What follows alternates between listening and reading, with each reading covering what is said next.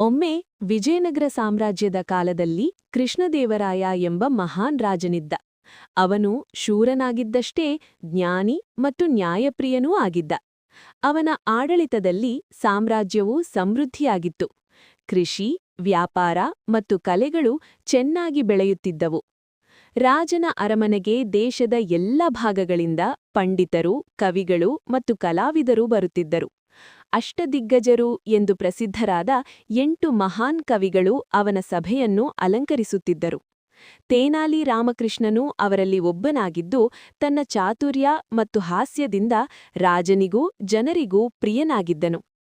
ಒಂದು ಬಾರಿ ರಾಜ್ಯದಲ್ಲಿ ಭಾರೀ ಬರ ಉಂಟಾಯಿತು. ರೈತರು ಕಷ್ಟದಲ್ಲಿದ್ದರು. ಕೃಷ್ಣದೇವರಾಯನು ತಕ್ಷಣವೇ ಖಜಾನೆಯಿಂದ ಧಾನ್ಯವನ್ನು ಬಿಡುಗಡೆ ಮಾಡಿ ಜನರಿಗೆ ಉಚಿತವಾಗಿ ಹಂಚಲು ಆದೇಶಿಸಿದನು. ಜೊತೆಗೆ ಕೆರೆಗಳು ಮತ್ತು ಕಾಲುವೆಗಳ ನಿರ್ಮಾಣಕ್ಕೆ ಪ್ರೋತ್ಸಾಹ ನೀಡಿದನು. ಮುಂದಿನ ದಿನಗಳಲ್ಲಿ ಇಂತಹ ಸಮಸ್ಯೆ ಮರುಕಳಿಸದಂತೆ ನೋಡಿಕೊಂಡನು. ಶತ್ರುರಾಜರು ದಾಳಿ ಮಾಡಲು ಯತ್ನಿಸಿದಾಗ ಕೃಷ್ಣದೇವರಾಯನು ಧೈರ್ಯದಿಂದ ಯುದ್ಧಕ್ಕೆ ಮುಂದಾದನು. ಅವನ ನಾಯಕತ್ವದಲ್ಲಿ ವಿಜಯನಗರ ಸೇನೆ ಶತ್ರುಗಳನ್ನು ಸೋಲಿಸಿ ಶಾಂತಿಯನ್ನು ಸ್ಥಾಪಿಸಿತು.